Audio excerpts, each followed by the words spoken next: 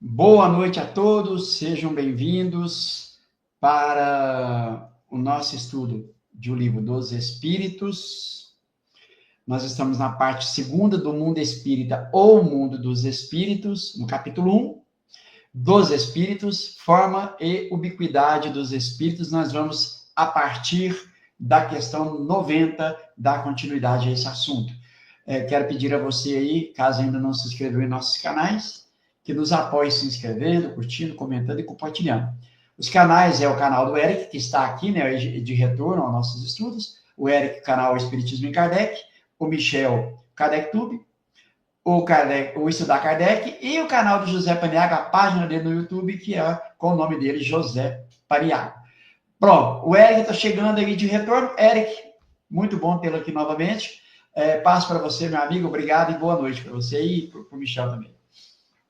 Boa noite, Lauro, Michel, boa noite a todos, a Mônica, a Rosane, a Vera. Então vamos para mais um estudo.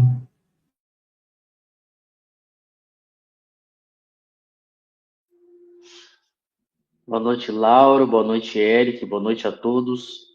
Sejam bem-vindos a mais um estudo do Livro dos Espíritos. Vamos hoje para o item 90, né? Primeiro capítulo da segunda parte. Como o Lauro comentou, como a gente sempre pede, é importante que todos sigam os nossos canais, né? Sigam, curtam, compartilhem. Isso é muito importante. Isso ajuda muito.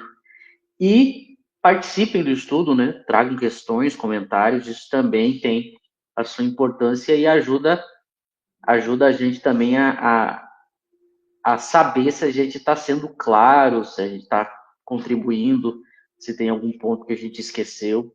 É muito importante. Não tenham vergonha de participar, de perguntar, porque às vezes a gente tem uma pergunta na cabeça e pensa, por alguma razão, não fazer a pergunta, né? Mas faça.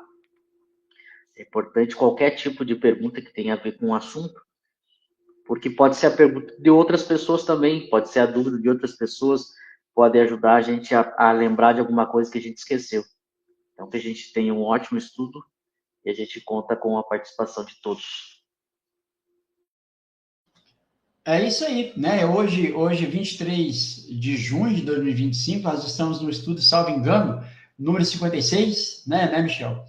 E veja, pessoal, que nós estamos ainda bem no início, né? Questão 90 ainda para que a gente chegue à última questão aí, a questão de 1018, nós temos aí um longo caminho a percorrer. Então, né, venham estudar com a gente, participem aí, como o Michel colocou, para que a gente possa ter melhor compreensão da doutrina espírita.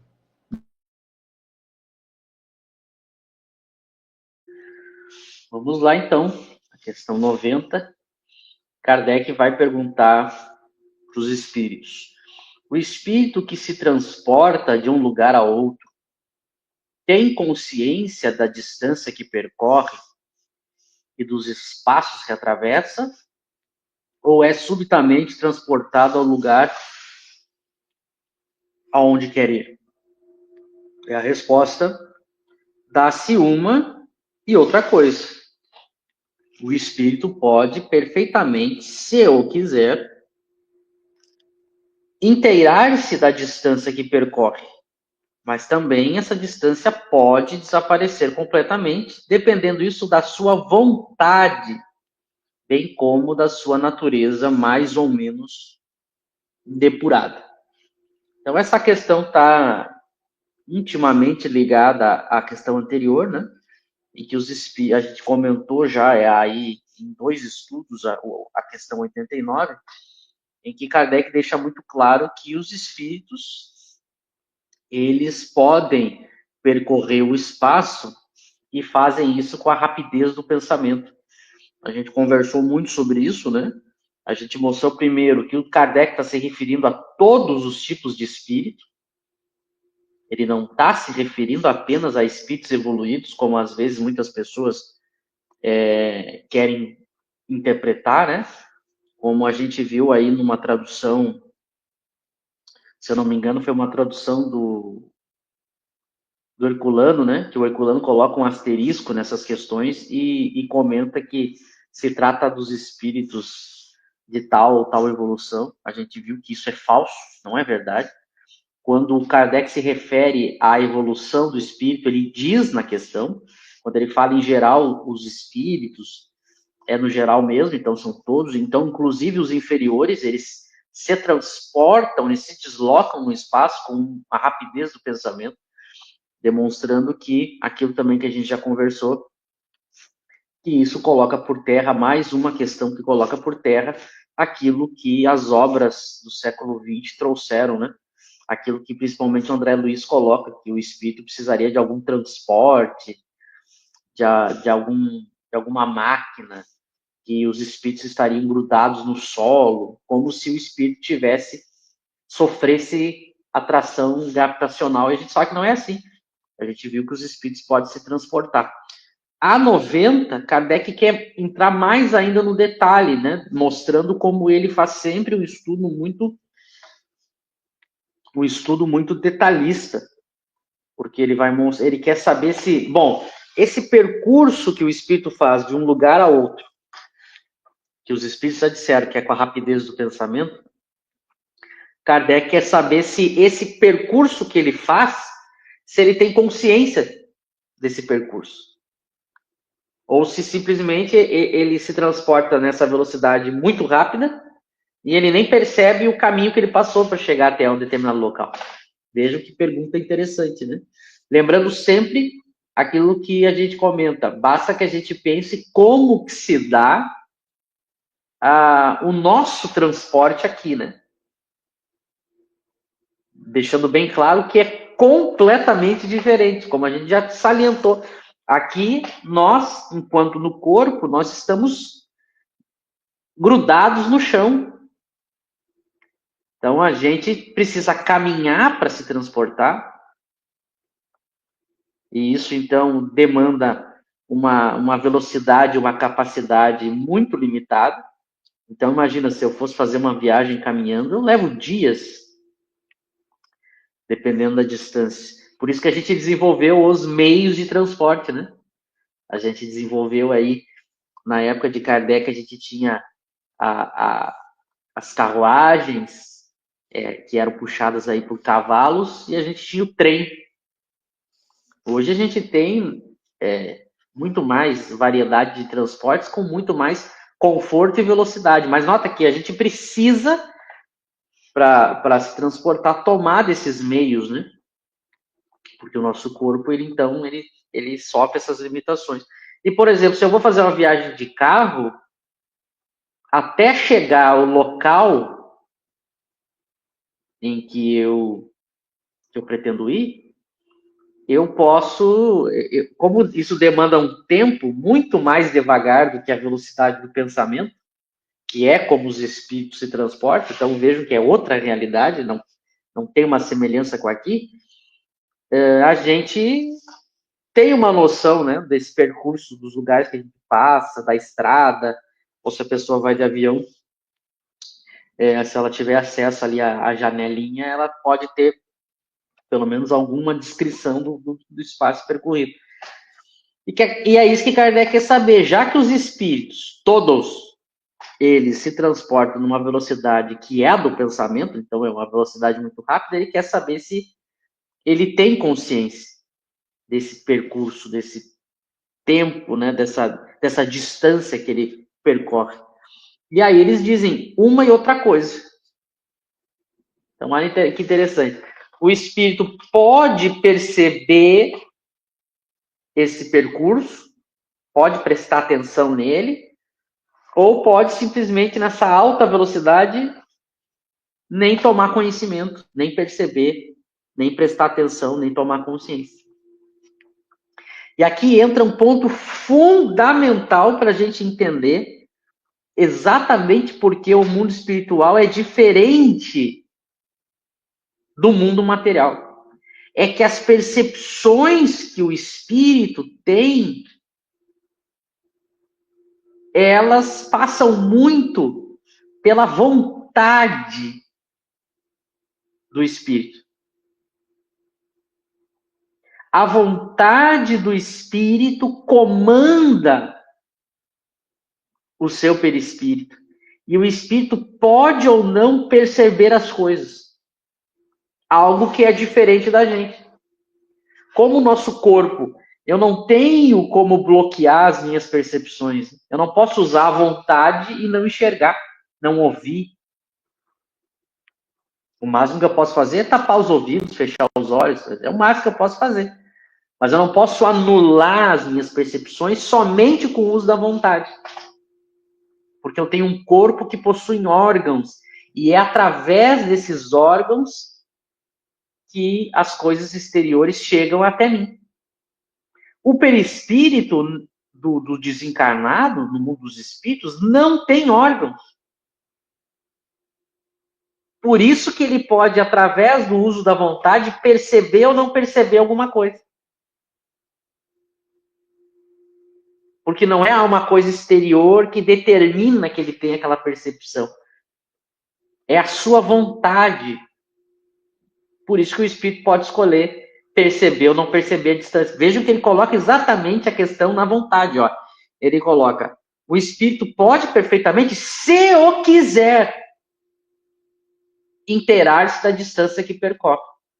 Vejam que a gente, quando a gente viaja, não é assim que funciona. Né?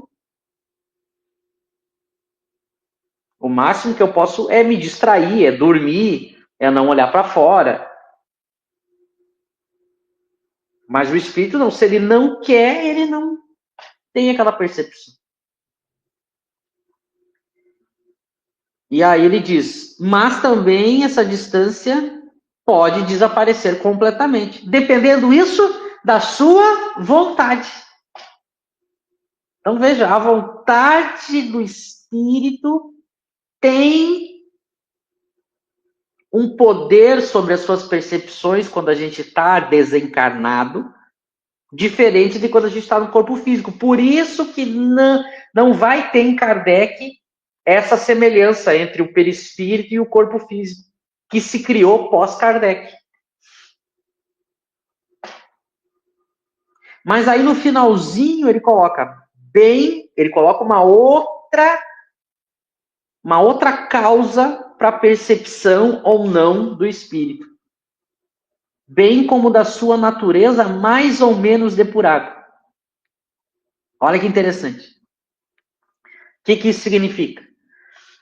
Todos os espíritos, através da sua vontade, podem interferir nas suas percepções quando a gente está fora do corpo. A diferença é que o espírito inferior, algumas coisas, ele não consegue, somente com o uso da sua vontade, deixar de perceber. Não é absoluto o controle das percepções do espírito inferior. É menor essa capacidade dele de usar sua vontade e interferir nas percepções. Embora ele possa, ele tenha uma capacidade também de fazer isso. E essa segunda causa que ele coloca é muito interessante, porque também é uma causa que está na alma. Não é uma causa exterior. Vejam que as duas causas de interferência nas percepções é a vontade e a natureza mais ou menos depurada. De quem? Da alma, do espírito. Então, sempre a causa das percepções no mundo dos espíritos está no próprio espírito. Ou porque ele quer ou não quer, ou porque a sua natureza ainda não domina completamente a matéria. E aí pode ter coisas que ele não consegue escolher não perceber. Mas vejam, a causa dessa limitação está na sua natureza moral. Por isso ele fala em depuração. Então não é algo exterior, como é quando a gente está aqui. Quando a gente está aqui, se alguém ligar um som muito alto e eu não puder sair daquele lugar, eu sou obrigado a escutar aquele som. Com os espíritos é diferente. Então é muito importante a gente entender isso. Por isso que se a gente não entende bem a 90, às vezes a 91 parece contraditória, porque depois que a gente entrar no 91, a gente vai ver. Mas por enquanto eu passo aí para o Eric e para o Lauro, e para o pessoal que está comentando. Não, mas, Eric, eu vou aproveitar, porque por mais que o Michel comentou, principalmente essa parte final, e isso pode levar, penso eu, a alguém dizer assim, mas está vendo? Embora que o Michel destacou bem, mas eu queria ouvir também uma outra pergunta que eu vou fazer aqui. Ele vai dizer, eu destaquei aqui, mas também essa distância pode desaparecer completamente, dependendo isso da sua vontade. Então, isso ficou claro, né? Mas alguém pode vir dizer assim, bem como de sua natureza mais ou menos depurada. Né? Aí, Eric, alguém poderia dizer, tá vendo? Então, se o espírito não for depurado, ou mais ou menos depurado, ele não consegue fazer isso. Eu poderia imaginar aqui uma ideia de, por exemplo, percorrer o espaço. Então, um espírito, né, ainda ligado à Terra, ele vai percorrer o espaço aqui na Terra. Ele não pode ir a outro mundo, um mundo mais avançado. Poderia pensar dessa forma? Eric? Não, mas como foi colocado bem pelo Michel, as duas causas são morais, né? Tanto a vontade quanto a depuração, né? Não tem a ver com a ideia dos órgãos no perispírito, né? Que no perispírito não possuem órgãos, né? E Kardec deixa claro na questão quando depende da evolução e quando não depende. Nesse caso aí, ele está dizendo que depende da evolução a percepção da distância, né? Agora, que todos se locomovem pelo pensamento, todos se locomovem. Ele coloca isso para todos. Né? Agora, essa percepção da questão da distância aí, ele diz que isso pode depender da depuração, né? Mesma coisa um espírito, você deu o exemplo, um espírito que só pode ficar aqui na Terra, é uma questão moral que o prende aqui por algum motivo, né? Não é uma questão física, né? E como foi bem dito, essas questões, né, que a gente está lendo, elas refutam bastante as ideias do movimento de supostos veículos, né, de transporte dos espíritos, dado que o espírito se locomove pelo pensamento. Né, então não precisaria de tais veículos, né? Aliás, é uma ideia simples, né? Só você pensar assim, Kardec evocou espíritos do mundo todo, né? Supondo, por exemplo, que Kardec evocasse um espírito de outro país, né? Se o espírito precisasse mesmo de um veículo, né? Então você evoca o espírito, você ficaria esperando ele vir com aquele veículo, né? Não, é instantâneo, né? Você evoca, Kardec evocava o espírito aparecer ali, né? Então não é uma coisa que há uma demora, né? Tanto que Kardec fala, a gente vai ver isso no capítulo da emancipação da alma, que há espíritos inferiores que vão a mundos na Terra, né, que vão a mundos ainda mais inferiores, né? Ou seja, eles têm essa capacidade também de percorrer grandes espaços, né? Então, essa ideia dos órgãos e dos veículos, né, aeróbos ou qualquer outro tipo de veículo realmente não se coaduna com o pensamento kardeciano. Beleza, Michel. Ainda, né? Talvez se você queira falar algo aí dentro dessa pergunta, fique à vontade. Mas a ideia sempre vai ser essa, para as pessoas entenderem. Quando um espírito se comunica dizendo que está tendo algum tipo de limitação, seja a limitação de se mover, de enxergar, de ouvir, de ver, de não conseguir ir para outro planeta, essa é a diferença fundamental da obra kardeciana, da obra de Kardec. Ele pode ter essas limitações, mas ela é causada pela alma.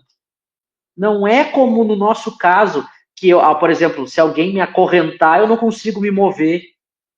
Ou por causa por exemplo, eu não consigo ir para outro planeta, porque, imagina, eu saio aqui da nossa atmosfera, já não tem oxigênio, eu estou preso no solo por causa da gravidade, eu preciso, então, de um foguete que faça uma força maior do que a força gravitacional. Vejam que na Terra, as limitações são exteriores. Eu posso ficar sem enxergar porque alguém tampou os meus olhos, furou os meus olhos. Sempre aqui, graças ao corpo, eu tenho limitações exteriores. O espírito, quando ele diz que está sofrendo alguma limitação, não é assim, não é que tem um órgão no perispírito que está danificado, ou que tem alguém segurando o espírito, acorrentando, prendendo, um muro, uma prisão, ou que o espírito não consiga voar porque ele está atraído pela gravidade. Não tem nada disso. O problema é em que, em alguns casos, os espíritos inferiores eles têm alguma limitação causada pelo próprio desequilíbrio da alma. Mas assim que esse desequilíbrio cessa, mesmo os inferiores, eles já conseguem recuperar essas percepções, essa capacidade de locomoção. Então é essa a diferença. Mas essa diferença é capital, porque se eu mudo a causa, aquilo que está causando uma limitação, significa que o modo de eu tratar os espíritos para que eles recuperem essa percepção é diferente. Percebe? Por isso que isso não é tolo, não é banal. Isso é importantíssimo, essa diferença. Porque se aqui eu preciso passar por uma cirurgia, eu preciso fazer um transplante, eu preciso de um meio de transporte, eu preciso de alguma coisa exterior. No mundo dos espíritos, não. Então, o espírito não precisa ir para o hospital, não precisa fazer cirurgia. Não, porque é um problema íntimo da alma que ele tem que mudar. Ele tem que usar da vontade para mudar os pensamentos, e aí ele recupera aquela limitação momentânea que ele está tendo. Então, essa é a diferença. E é uma diferença capital. Porque aí eu não preciso ficar tratando os espíritos como eu trato os homens, que é exatamente o contrário como faz o André Luiz. Lembra que o André Luiz, ele tem que sair do umbral, então tem um lugar. Ele precisa de uma nave para resgatar ele. Então precisa de um transporte. Aí ele precisa ir para um hospital. Aí ele precisa passar por cuidados médicos. Ou seja, ele está retratando a vida terrestre. Mas notem, Kardec não é isso. Em Kardec ele mostra que o problema está na vontade ou na depuração do espírito. Ou seja, são questões internas da alma. Que para ela solucionar, ela tem que solucionar internamente. Então não precisa de cama, hospital, transporte, muro, casa, grade. Eu não tenho como prender um espírito no mundo espiritual. Vem cá que eu vou te acorrentar, você vai ficar preso. Porque se ele tiver com uma espécie de incapacidade de se transportar, não é porque tem alguém segurando, prendendo ele. Como a gente vai ver na literatura espírita após Kardec, os espíritos têm que ser resgatados dos lugares onde eles estão presos. Aí tem toda uma cena dos espíritos superiores descendo, resgatando. Tem obras que resgata com redes, né? Mas a gente tá vendo que Kardec não é assim. Eu lembro que tem uma obra porque isso não é... Quem começou com isso, de uma certa maneira, foi o André Luiz, né? Mas depois isso se espalhou. Tem uma obra que o Divaldo diz, ter psicografado, do espírito Manuel Flamengo de Miranda, que se chama Tormentos da Obsessão, que é um dos livros mais horríveis e patéticos da história do movimento espírita. Ele é horrível e ele é patético. Ele é horrível porque ele apavora as pessoas, e ele é patético porque basta um mínimo de estudo de Kardec para ver que aquilo não faz sentido. E ele narra ali os espíritos superiores, indo para essas regiões resgatar espíritos sofredores com medo. Olha a contradição. Se eu sou um espírito superior, por que eu vou ter medo de ir em algum lugar? O que os espíritos vão fazer? Vão me assaltar? Vão me bater? Vão me dar um tiro? Vão me assassinar? Olha que coisa sem fundamento, espírito superior com medo. Mas na obra do André Luiz também tem isso. Eles têm uma espécie de medo. Olha, cuidado, porque dependendo do que você ali, se você descuidar, é como se fosse aqui na Terra, que eu vou ir para alguma região muito perigosa, eu tenho que tomar cuidado para não tomar tiro, para não explodir uma bomba. Mas o espírito não tem corpo, não tem órgãos, ele já está morto. Vai acontecer o que com ele? Ah, mas eu vou ficar preso ali. Mas como assim? Eu vou ficar preso? Como é que o espírito me prende? Como é que um espírito prende o outro? Então vejam que é outra lógica, a lógica da obra kardeciana. Os espíritos, mesmo os inferiores, eles podem fazer coisas que essas obras que vieram depois dizem que é só os superiores. Primeiro ponto. Mas claro que os inferiores podem ter limitações, mas que a causa não é exterior. São questões íntimas. É por isso que a gente vai ver quando Kardec vai conversar com esses espíritos, à medida que Kardec conversa e que esses espíritos mudam os pensamentos, eles vão descrevendo que mudou as percepções. Mas veja, não é que ele foi ali, um espírito, botou ele numa maca, fez uma cirurgia nos olhos, e aí ele começou a ver o que ele não viu. Tem nada disso, é porque ele mudou os pensamentos. Porque para a obra de Kardec, a causa é na alma. Enquanto aqui não. Quando eu estou no corpo, tem as coisas que são causadas pela própria alma, mas eu também sou escravo das coisas exteriores. O corpo me dá limitações e necessidades que eu não consigo fugir.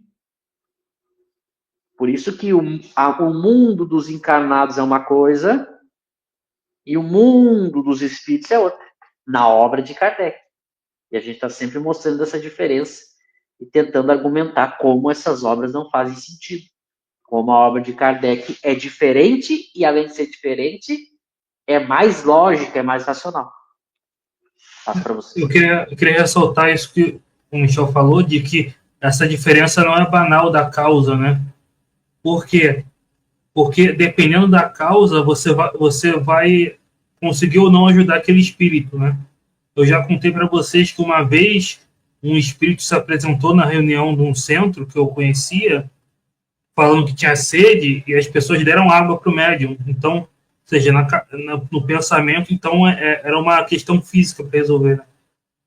Mas, então, mas eu queria deixar claro, não só ajudar os espíritos, mas ajudar a nós mesmos. Porque quando nós desencarnarmos, se a gente acreditar que o mundo espiritual é materializado, a gente vai sair mais dificilmente da perturbação, né? Porque você não vai conseguir distinguir o que é o mundo espiritual e o que é o mundo físico para sair desse estado de perturbação, né? Então, isso realmente prejudica não só a gente ajudar os espíritos, mas prejudica nós mesmos. Quando nós desencarnarmos, se a pessoa acredita em colônias, ela vai ter mais dificuldade de sair da perturbação. Claro que o fator principal é o moral, mas ela vai ter mais dificuldade. Por quê? Ela não vai conseguir distinguir tanto o que é o mundo físico e o que é o mundo espiritual, para sair desse estado, né, de confusão, de perturbação, de muitos espíritos ainda acreditarem estar vivos, né, acreditarem ainda ter necessidade, mas a pessoa vai ter mais dificuldade, né? Então não é uma questão banal. Se você esclarece isso, você está ajudando a pessoa, né? E os espíritos também. Ótimo.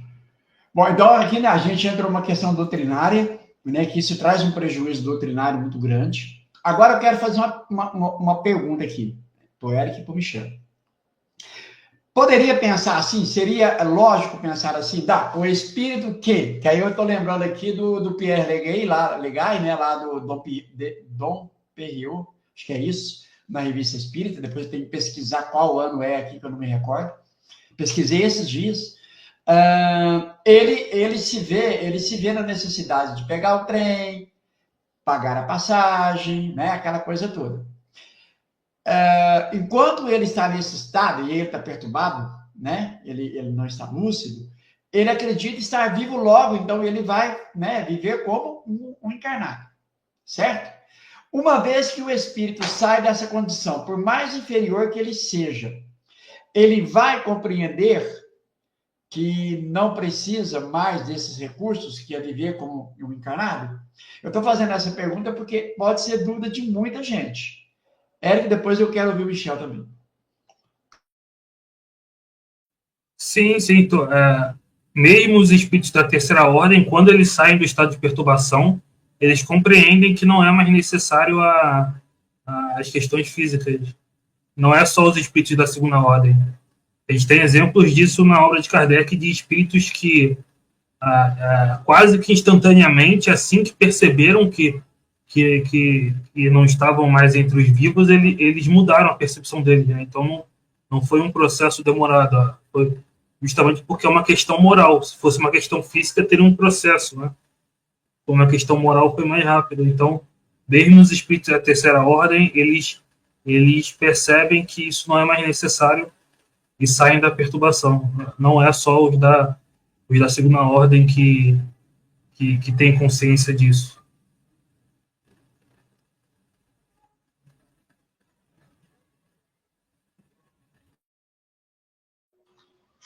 Exatamente. Essa tua pergunta é muito boa, Lauro. É porque realmente é a dúvida das pessoas. Muitas pessoas já entendem e concordam com a argumentação que a gente faz, mostrando nas obras de Kardec a diferença. Elas concordam, elas dizem, não, realmente, faz mais sentido. Mas elas têm dúvida exatamente sobre esse ponto. O que Kardec percebe? E só para deixar bem claro, né? A gente vai estudar com detalhe essas questões, que é o momento da separação da alma do corpo, no momento da morte. A gente vai estudar isso com mais detalhe. E a obra que especialmente trata disso, para aqueles que já querem ler, é a obra O Céu e o Inferno, de Kardec. Principalmente a segunda parte, onde ele dá os exemplos. É Kardec conversando com os mais diferentes tipos de espíritos, justamente para mostrar como é que se dá essa passagem, esse passamento. O que Kardec percebe? Quando os espíritos desencarnam, eles passam por uma perturbação. Tá? Nesse estado de perturbação, as crenças que o espírito nutriu durante a vida interferem nas percepções que o espírito tem.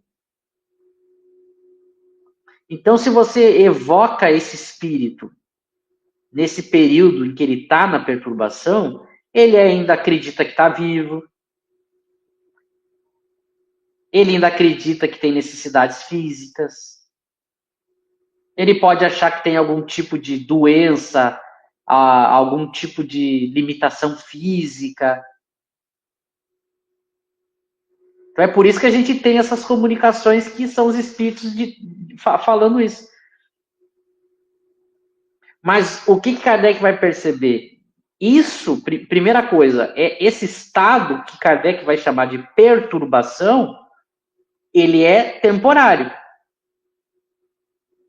E a causa desse estado é moral. Esse é o ponto. Não é que o espírito foi para um lugar onde está escuro, e aí o movimento espírita passou a chamar de umbral. Ele foi para um lugar específico e lá nesse lugar ele está tendo esse sofrimento. Não! Ele pode estar em qualquer lugar do espaço, mas como ele está perturbado, um espírito que tinha uma crença muito forte, por exemplo, no inferno, se você evocar ele nesse estado de perturbação, ele vai dizer, não, eu estou no inferno. Tem aqui os demônios, tem o fogo. Ele vai descrever o inferno no estado de perturbação. E aí entra o ponto que muito bem o Eric lembrou. Quando sai do estado de perturbação, mesmo os inferiores já sabem como, eles já entendem o que era uma ilusão, o que não é. Eles já entendem a diferença de estar encarnado para estar desencarnado. Mesmo os inferiores. Então, quando você tem um inferior em perturbação, você tem essa confusão. Ele está numa ilusão. Mas depois que ele sai, mesmo os inferiores, e é como disse o Eck, os exemplos estão na obra de Kardec. Por exemplo, aquele espírito Baltazar, quando o Kardec conversa com ele, que está lá na Revista Espírita, que era um espírito que dizia que sentia fome. Quando o Kardec começa a conversar com o Baltazar, veja que ele tem consciência de que aquilo não é uma necessidade. Ele sabe, porque ele não está mais na perturbação. Ele já sabe que aquilo é só um desejo, que ele quer alimentar, que ele faz questão de ficar pensando naquilo, mas ele já sabe que aquilo ali não é uma necessidade, que o perispírito não tem órgãos. Ele já sabe que ele não vai conseguir saciar aquela fome que ele diz sentir, porque ele sabe que não tem órgãos para isso. Vejam, é um espírito inferior que sabe. É que ele escolheu ficar alimentando esses pensamentos. Tanto que quando Kardec começa a apertar ele, dizendo, mostrando para ele mudar esses pensamentos, ele pega e encerra a discussão com Kardec e vai embora. Então, veja, os espíritos, mesmo os inferiores, eles sabem. Então, se você tiver uma comunicação de um espírito dizendo que está cego, que está com doença, que não tem uma perna, que está descrevendo essas coisas físicas, achando que está vivo, que tem que comer, que tem que se alimentar, que tem que dormir, que tem que pegar ônibus. Se você tiver uma comunicação dessas, há duas possibilidades. Ou o espírito está em perturbação, ou é um espírito mentiroso. E se ele tiver em perturbação, você auxilia ele conversando com ele, fazendo ele mudar os pensamentos. Não é encaminhando ele para um hospital no mundo espiritual, porque não tem hospital. Já que a causa é interior, por isso que é moral. A causa. Então a gente vê qual é o processo que Kardec faz para esse espírito sair da conversação. Kardec vai conversando, vai perguntando, vai fazendo o próprio espírito refletir. É muito interessante esse exemplo desse espírito que diz que pegava o trem, né? Tem um espírito que conversa com Kardec e ele diz que pegava o trem. E Kardec começa a fazer umas perguntas para ele. Kardec não chega e diz assim, você morreu, você está iludido. Mas por que Kardec não faz isso? Não é como se falava no movimento espírita, porque pode chocar o espírito. Já ouvi muito isso na casa espírita. Não, é que vai chocar o espírito. Não é por causa que vai chocar o espírito. É que Kardec sabia que se o modo de solucionar essa ilusão é fazer ele pensar, se eu disser algo que não vai fazer ele pensar, mas vai deixar ele mais confuso, ele pode até ir embora e não querer me ouvir. Então Kardec ia fazendo perguntas para o próprio espírito perceber que ele havia desencarnado, que ele não tinha necessidade de pegar trem. E aí Kardec vai perguntando, você pegou trem? E aí o espírito diz assim, peguei, para vir até aqui eu peguei o trem. Aí Kardec diz assim, mas e o dinheiro? Olha Kardec fazendo uma pergunta que é para o espírito perceber que se ele tivesse pego o trem como a gente pegaria um trem, a gente tem que ir lá na bilheteria, comprar, passar lá, entrar. E aí Kardec vai fazer perguntas para ele perceber que ele não fez nada disso. E aí o espírito começa a pensar, opa, peraí, não.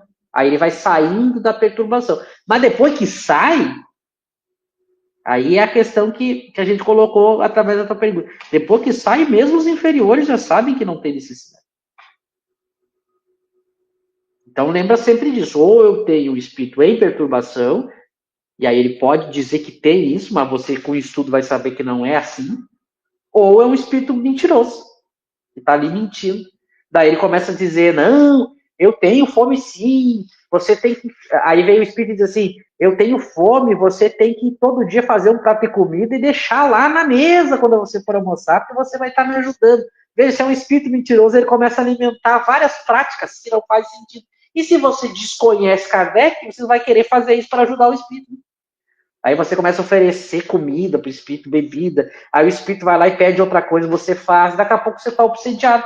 E você passou a ouvir um espírito mentiroso. E se você tiver um espírito que não é mentiroso, mas que está falando aquilo com sinceridade, ele está perturbado. Aí você tem que auxiliar ele. Por isso que Kardec vai dizer que um dos melhores meios de tirar a pessoa da perturbação é evocando.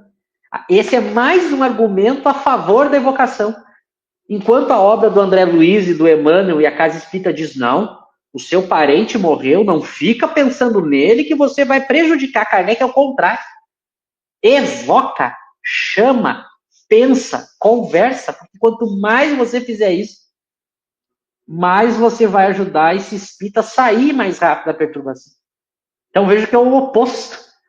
Quanto mais eu me ocupar com esse espírito, pensar nele, eu vou auxiliá-lo. E se eu esquecê-lo, vocês imaginam a quantidade de espírito que está em perturbação no mundo dos espíritos, que os espíritas poderiam ajudar, e por culpa do Emmanuel, por culpa do André Luiz, por culpa da Casa Espírita, por culpa da FEB, não estão ajudando. Porque elas foram instruídas a não pensar, a não evocar, a não chamar. E a pessoa está ali precisando de ajuda e a gente nega a ajuda para esses espíritos. Não, se você chamar o espírito, você não vai estar deixando ele em paz. Você tem que deixar ele ir para a luz. Ir para a luz, cara pálida. Como a gente diz, né? O espírito está ali precisando de ajuda. Há vários relatos de grupos kardecistas que fazem evocação. Conheço pessoas que já me contaram que resolveram evocar um tio que desencarnou há 30 anos. E quando evoca, eles ficam surpresos, porque eles pensavam que o tio já estava na colônia, trabalhando na colônia espiritual, se preparando, e eles descobrem que o tio está ali em volta deles, perturbado. E como ele seguia o movimento espírita da colônia, da não sei o quê, eles deixaram de ajudar o tio. E aí o tio se manifesta e diz assim, eu estava há muito tempo precisando de ajuda, e vocês não me chamavam, sendo que vocês são espíritas. Eu esperava que vocês fossem me auxiliar e vocês não pensavam em mim, não me evocavam. Me ajudem, por favor, eu preciso de pressa, eu preciso conversar, eu preciso de ajuda. E a povarada espírita alegre da vida, ai, meus parentes, minha avó, meu tio, meu filho, deve estar numa colôniazinha. E aí a gente não ajuda os seres amados. Então vejam, esse é o exemplo máximo do mal que o Emmanuel e o André Luiz fizeram no movimento espírita. Mal. Já não se trata de um erro intelectual, é uma consequência moral ruim, porque eu tiro a chance que espíritos têm de ser auxiliados por causa de um autor que a gente fica venerando no movimento espírita. Então veja a importância de entender isso que a gente está falando. Porque a gente tem que pensar nos seres que partiram, a gente tem que orar, evocar, conversar. Ah, mas eu não sou médium. Converse igual, mentalmente. Ore sempre. Estude, pense nessas coisas, porque eles escutam. Há muitos espíritos que são atraídos por esses assuntos que a gente está fazendo aqui. Eles acabam despertando da perturbação, porque eles ouvem a gente falando essas coisas. E isso vai fazendo eles mudar de pensamento e eles saem da perturbação.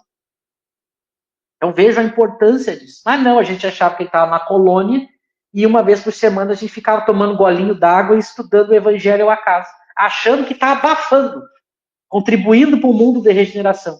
E os espíritos precisam de ajuda. Então a gente tem que sair dessa ignorância do meio espírita e partir para a prática verdadeira do espiritismo, que é auxiliar quem precisa, principalmente as pessoas que a gente ama, né? E que muitas vezes a gente deixou, por ignorância, de ajudar. Exatamente. A Mônica, ela comentou aí, né? Existem espíritos que já saíram da perturbação, porém eles ficam ao lado daqueles que possuem o mesmo vício, né? É o exemplo que o Michel falou do Baltazar, né? Ele já tinha saído um pouco melhor ali da perturbação, já tinha mais consciência, mas ele sabia que não tinha necessidade de comida, mas por ter alimentado o vício, por ser glutão, né, ele ficava ali sentindo o cheiro, né, e aquilo era uma expiação para ele, porque é como você ter algo, você fica vendo algo que você não pode ter, né, e você alimentou esse vício em vida, então, e aí o que acontece? Como foi dito, né, pode ser um espírito em perturbação, mas pode também ser um espírito mentiroso que quer que quer que você ofereça as coisas para ele, né? Isso é muito comum nas religiões de afro, né? Que vai e serve oferenda, comida, bebida, vinho, enfim. Então, o espírito tinha aquele vício em vida e você fica alimentando aquele vício, né? E, mesmo que o espírito não consiga satisfazer totalmente, ele fica ali sentindo, né? Aquele cheiro, vendo aquilo e tentando se saciar, né? Então, é uma expiação para aquele espírito, né? Mas você está alimentando está dificultando o progresso daquele espírito, né? Está alimentando a perturbação. A perturbação, Henriette, é isso que a gente falou, que está no Céu e Inferno, na segunda parte, no capítulo do passamento, é esse período que o espírito desencarna, né? E que ele fica nessa confusão de ideias por ainda estar ligado à matéria, né? Ainda não está totalmente desprendido, né? Aí Kardec vai falar lá que isso depende tanto do estado moral quanto do gênero de desencarne também, né? Do gênero de morte. Mas principalmente da questão moral. Né? A gente vai ler no futuro, no Livro dos Espíritos, também fala da perturbação, a gente vai ler melhor sobre ela.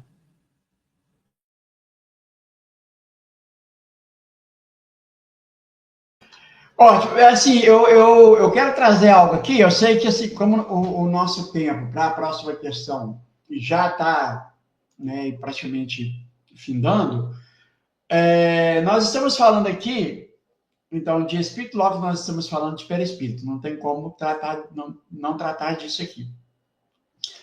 Nós vimos agora, acho que foi o Michel que postou lá no nosso grupo recentemente, Divaldo Franco, né, dando uma explicação sobre o perispírito, as mortes, né, violentas causam uma perturbação do perispírito que, numa próxima encarnação, poderia vai atuar sobre o corpo físico, danificando o corpo físico de alguma forma.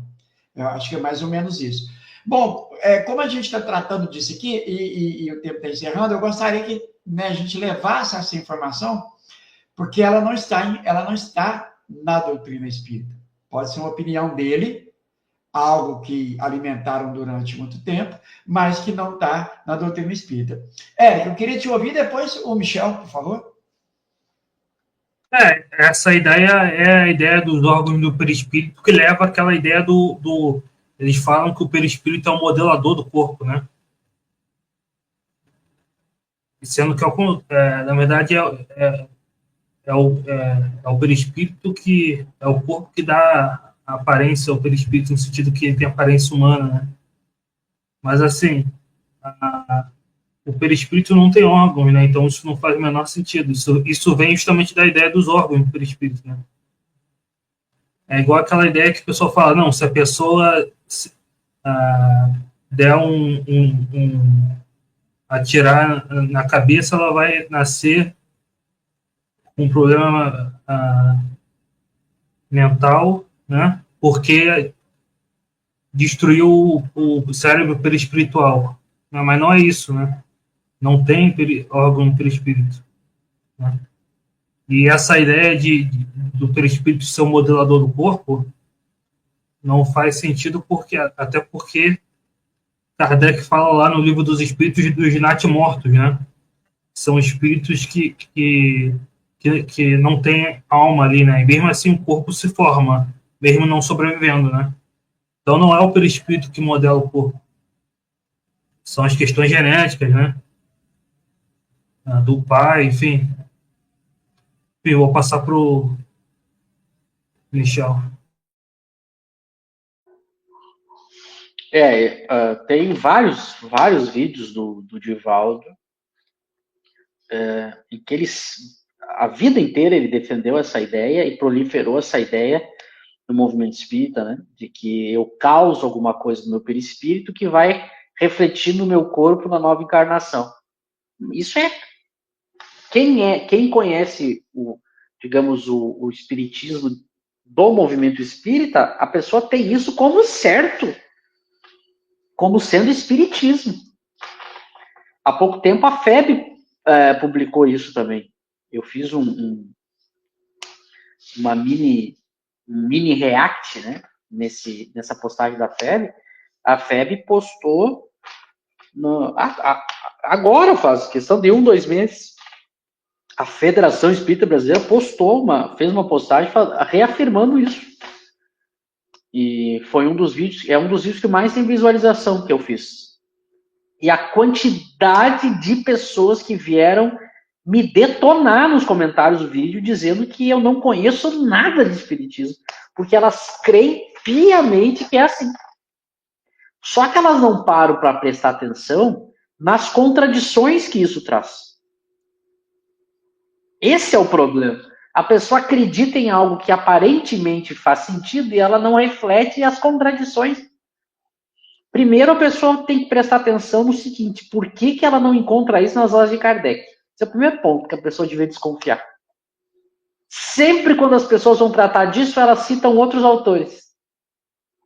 Elas mesmas provam que isso não está em Kardec, porque elas sempre recorrem que é o Chico, que é o Divaldo, porque é a federação, porque é o dirigente da casa, porque é o livro tal, porque é o livro não sei o quê. Nunca é Kardec, porque ela não vai encontrar esse Kardec. Esse é o primeiro ponto.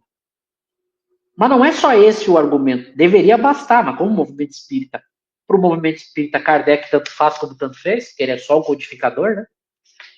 É assim como o movimento espírita trata Kardec. Mas há outros argumentos que a pessoa devia refletir. Para a gente dar crédito aqui, existe um livro, esse sim é um livro sério, que se chama Espírito e Matéria, do Cosme Massi, que é um livro que todo mundo deveria comprar. Esses são os livros que deveriam ser best-seller no meio espírita. Infelizmente não são.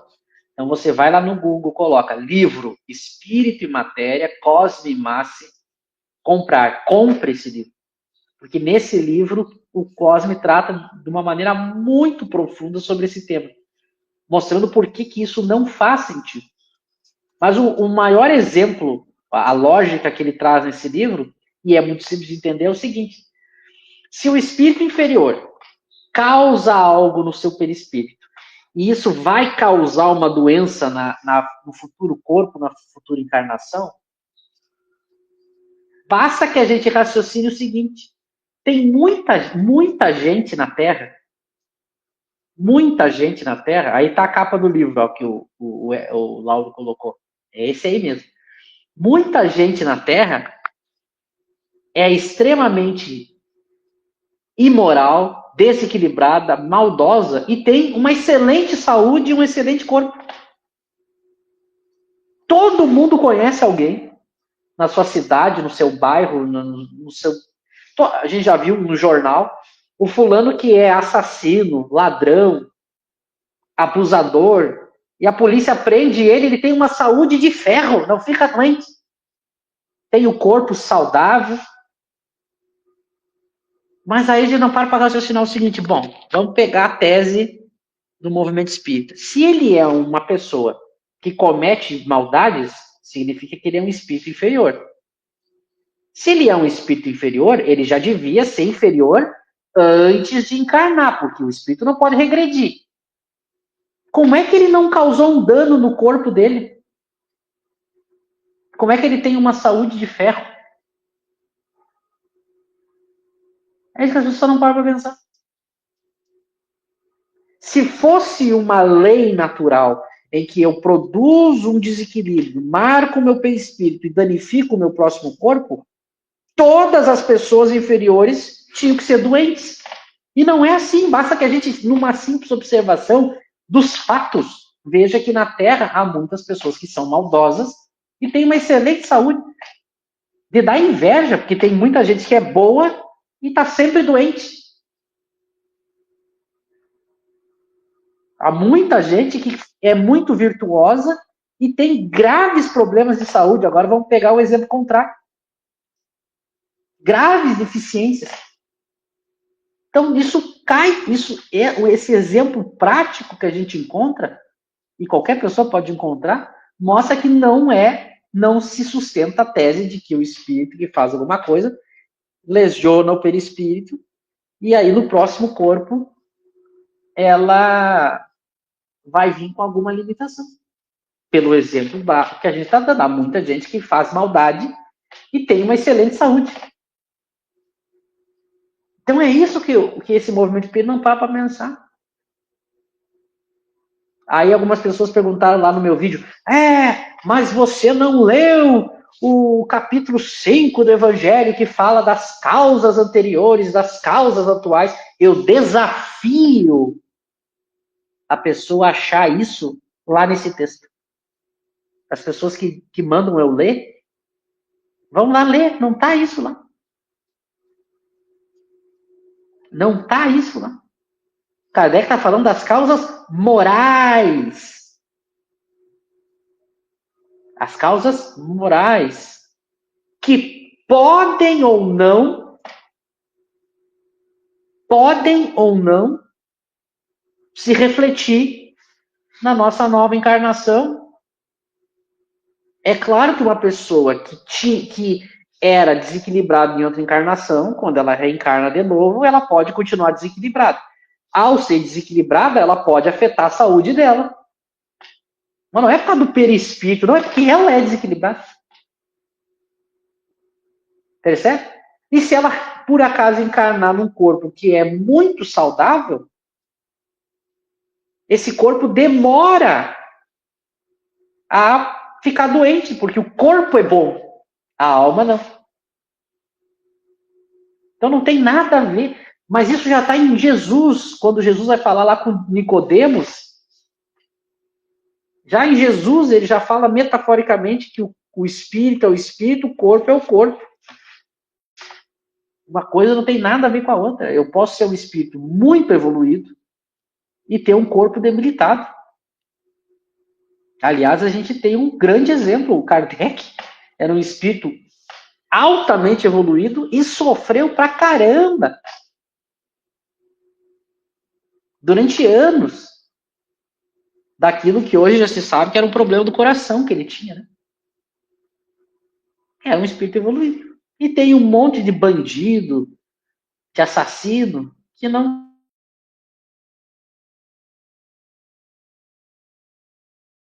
Mas então qual é a causa? Ou como é que explica a pessoa que tem uma doença... uma doença que limita o corpo? Bom, primeiro, a explicação para isso são as próprias leis biológicas. Que o espírito pode ou não contribuir. O espírito não tem nada a ver com o órgão do perispírito. É ele com seus pensamentos, com as suas ações, com a sua vontade, pode ou não desequilibrar o corpo. Que nem a gente aqui. Eu estou aqui agora nesse corpinho, dependendo da minha vontade, eu posso desequilibrar ele, dependendo do que eu fizer com ele. Mas não tem nada a ver com o órgão do perispírito que marcou. Por isso que eu digo, por isso que Kardec mostra, a causa é moral. A causa está no espírito, no seu pensamento, nos seus desejos, na sua vontade, que pode ou não refletir no corpo. Claro que a tendência é que se eu for muito desequilibrado, em algum momento o meu corpo vai ser afetado. Mas vejam a diferença dos raciocínios. Por isso que Kardec é muito mais lógico, simples, racional. E ele não vai nessas viagens aí que o movimento espírita inventou. Que é por isso que daí acontece o que aconteceu com o Divaldo. Aí tu passa a julgar. Bom, essa pessoa ela é muito doente, logo ela fez algo em outra vida. Aí eu crio um preconceito. Olha o perigo desses raciocínios. Porque eu fico achando que todo mundo que tem alguma limitação ou doença é porque fez algo em outra vida. Aí eu crio esse tabu. E que não é verdadeiro. Porque às vezes não tem nada a ver. Às vezes é algo, por exemplo, às vezes é algo que a mãe fez durante a gestação, prejudicou o corpo. Às vezes é algo que um erro médico, às vezes é uma substância que a mãe ingeria e às vezes nem sabia, vejam, eu estou dando um caso de alguém que nem responsabilizado é. A mãe tinha contato com algum tipo de substância, seja pelo ar, seja se alimentando, seja alguma coisa, que fez aquele corpo da criança ter uma limitação. Nem o espírito é culpado, nem a mãe. Aí se eu vou pela regra do Divaldo, que graças a Deus, junto com o movimento espírita, vai sumir, vai passar anos, vai ser esquecido, que é isso que está acontecendo com esse movimento espírita, essas bobagens vão ser esquecidas e Kardec vai ficar. Porque aí passa a criar julgamentos de quem que é inferior, quem que não é, quem que é suicida, quem que não é. Graças a Deus, Kardec não foi para esse lado. Porque ele tinha bom senso. Ele não abria a boca simplesmente para falar o que vinha na cabeça. Ele refletia muito bem. Ao contrário dos nossos antigos oradores, que estão sumindo, graças a Deus. Né? Estão sumindo. Cada vez tem menos. Pelo menos os que se destacam, né? Loucura ainda tem muito, né? Passo para vocês. Eu queria que você falasse também, não, desculpa te roubar a palavra, também desse comentário do Luciano aqui, que ele é importante, né? Porque realmente é o que acontece no movimento espírita, Eric. O movimento espírita divide em vários corpos, né? A gente já tinha comentado isso aqui, né? Que tem o corpo vital, o corpo... Eles dividem em vários corpos, né? Além de dividir em várias partes que serão divididos em chakras, né? E em órgãos. Então, é aquilo que a gente sempre falou. Como a gente não sabe a natureza íntima do perispírito, não faz sentido ficar dividindo em vários corpos, né? Não faz sentido você dividir algo que você não conhece a natureza, né? Por isso Kardec não diferencia perispírito de fluido vital, tá tudo fluido, né? Então, esses termos que o movimento espírita foi inventando é que eles dividem em vários corpos, né? Por isso que ele fala corpo astral, tem vários nomes que eles usam, né? Enfim.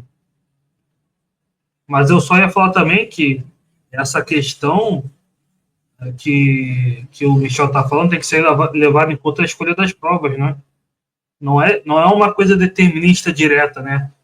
Tipo, você levou um tiro no coração, logo da próxima encarnação você vai ter problema do coração porque danificou o perispírito. Não, você escolhe as provas, né?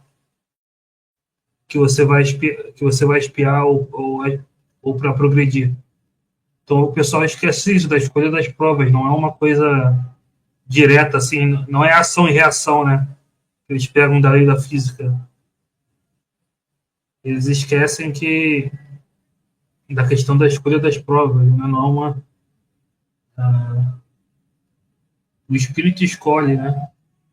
Como ele tem, inclusive tem no céu e inferno o espírito que espia da riqueza, né? Não necessariamente vai ser uma enfermidade, uma coisa ruim. Mas, enfim. É isso. O que é preciso é tirar um pouco, né?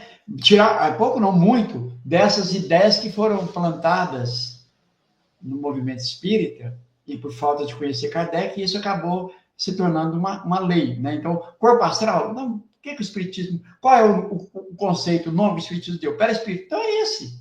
Ah, mas fulano, perispírito. Pronto, o envoltório em torno da alma, do ser pensante, do espírito, como queiram, né? Você não foge, não cria denominações que, né, não é da doutrina espírita, isso vem de outras doutrinas, e que o espiritismo não vai por esse caminho. É importante as pessoas pensarem nisso. Exatamente. Além de eles não usarem a terminologia kardeciana e pegarem terminologias de meios esotéricos, eles fazem isso que eu falei, eles dividem em vários corpos, né? O que não dá para fazer se você não conhece a natureza física do perispírito, né? Exato, é isso aqui, ó. Esse aqui que foi dito aqui pelo Cláudio, ó. Danificando chakras. Aí você começa a trazer um monte de coisas que não está na doutrina, né? Que veja, chakra, são de doutrinas, se eu não me engano, aí o Michel Eric vai me ajudar, hindus. Não, isso não tem aqui no Espiritismo. E eu me lembro, certa feita, aqui no estudo que eu fui participar, e foi a única vez que depois disso eu falei, não dá. O camarada, ele foi dizer assim, olha, nós vamos mudar o nome aqui de perispírito para soma, porque perispírito é um nome muito feio. Então, simplesmente vou me levantar, uma vez que ele não concorda com um princípio da doutrina que é o perispírito. Esse nome, o que eu vou fazer aqui? Né? Então, fui obrigado a pedir licença e me retirar. Devolver para vocês. Não, peri quer dizer em torno, né? Perímetro. Espírito quer dizer, ou seja, em torno do espírito. É o nome mais simples, né? Aí troca para um nome complicado e estranho e que não está em Kardec. Exato. É isso aí.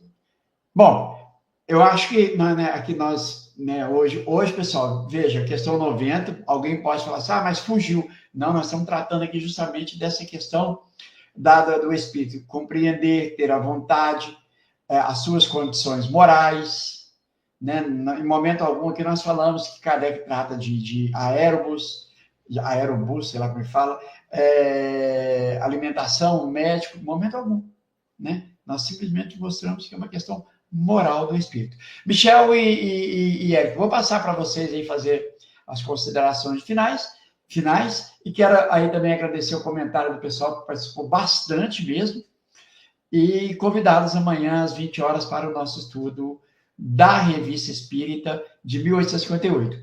Quarta-feira, o nosso estudo das 20h30 da obra O que é o Espiritismo será transmitido no canal do Michel. E depois eu vou repostar aqui no meu canal, tá? Eu acredito que o Eric deve fazer o mesmo também, tá bom? Passo aí para vocês, pessoal. Quero agradecer o Lauro, agradecer o Eric, agradecer a todos que participaram e que a gente possa ir refletindo nas questões, né? E tanto a gente ler as questões, refletir, comparar, raciocinar, pensar, vai chegar uma hora que a pessoa que segue estudando, ela diz realmente tem a quantidade de textos em que Kardec reafirma isso, vai me deixar muito claro e seguro qual era a posição dele, né? Então, Kardec é muito claro na sua posição. E nós entendemos e a gente procura defender a tese que é a posição mais racional, né? Cabe ao ouvinte comparar. Mas ele tem que comparar de uma maneira séria, isenta. Ele tem que pegar as questões, refletir, comparar, refletir. Eu costumo dizer, a pessoa que lê toda a obra de Kardec com a gente, ela dificilmente ela vai ficar com esses espíritos que vieram depois. O que muitas pessoas fazem é tampar os ouvidos. Aí também é direito delas, né? Mas também o direito de uma pessoa tapar os ouvidos não tira o direito de outra pessoa falar aquilo que ela entende como mais racional. Esse é o mais importante. O direito da pessoa crer no que ela quiser é um direito fundamental, e o direito da gente crer no que a gente crê e criticar o que a gente quer criticar, e vice-versa, né? O espaço público funciona assim. Toda opinião pública, todo espaço público, eu exponho as ideias, eu faço as comparações, eu exponho os argumentos, e a pessoa, no espaço dela, faz a mesma coisa. E o público decide. Né? Eu não posso reclamar, é a mesma coisa eu reclamar que alguém está contra-argumentando ou pensando o contrário do que eu estou afirmando. A pessoa tem esse direito. É por isso que a gente cria espaços para isso. Por exemplo, a gente tem esses espaços aqui que são os nossos canais em que a gente defende essa ideia, faz a comparação e a crítica. Deixa para quem pensa diferente usar o seu espaço, fazer a comparação e a crítica. Quem decide quem vai comparar ou não vai ser o público. Então, esse é o ambiente saudável, né? Porque hoje é muito comum a pessoa não tem argumento, ela reclama que alguém está criticando as ideias dela. Bom, se ela não quer ser criticada, não vem a público. Aquilo que eu falo na minha intimidade, ninguém tem o direito de interferir na minha intimidade. Mas se eu estou num espaço público, eu vou ser criticado. Isso é natural, eu não posso reclamar. A gente está vivendo essa época, né? As pessoas não têm argumentos, daí elas tentam se defender. Mas isso é intolerância. Mas isso é falta de caridade. Não tem nada a ver. Falta de caridade é não deixar o outro ter a crença que ela quiser. As pessoas têm o direito de crer no que quiserem, mas o espaço público de criticar, concordar e discordar das ideias também é um direito fundamental. Então, funciona assim. Então, por exemplo, se eu estou num ambiente em que eu não concordo com isso, eu não vou naquele ambiente. Falta de caridade é se a pessoa invadisse o ambiente de quem não quer ouvir essas ideias. Percebe? A gente tem que aprender isso, porque está muito na moda. A pessoa não tem argumento, a primeira coisa que ela faz é se ofender. Porque aí ela se ofendendo é como se desse um respaldo para ela e o outro que criticou fica como malvado da história. Nada a ver. O ambiente público, um expõe uma ideia, o outro tem o direito de discordar e expor outras ideias. O que eu não posso é invadir a intimidade de alguém, forçar alguém a me ouvir ou acreditar no que eu acredito. Aí sim é intolerância, aí sim é falta de caridade. Mas no espaço público, opinar livremente tem que ser assim. Então a gente precisa aprender muito, porque a gente está vivendo muito isso, né? De que as pessoas não argumentam, elas se ofendem, que é para não precisar argumentar. Se ofender é o jeito mais fácil de não precisar argumentar. Porque daí eu fico na posição da vítima, né? E aí eu não dou as argumentações das minhas ideias. Então a gente tem que fazer assim, a gente tem que ouvir um lado, ouvir os outros lados e comparar e decidir. Esse é um ambiente saudável. Então eu quero agradecer já a participação de todos e a gente vai aí no decorrer da semana com os demais estudos. Uma boa noite a todos.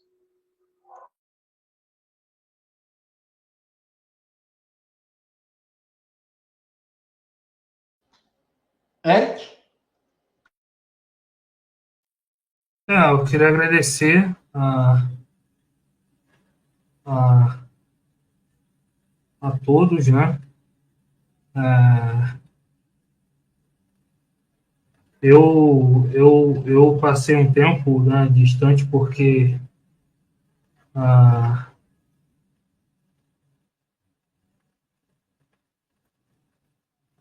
eu tenho sofrido um certo cancelamento, né,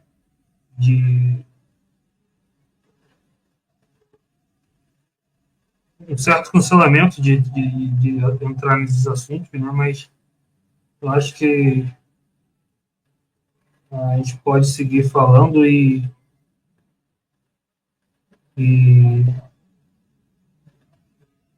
o mais importante é falar de Kardec, independente das consequências que possam ter para pessoais, acho que vale a pena o sacrifício. Enfim, então agradeço ao Lauro, ao Michel, a todos, é isso. Muito obrigado.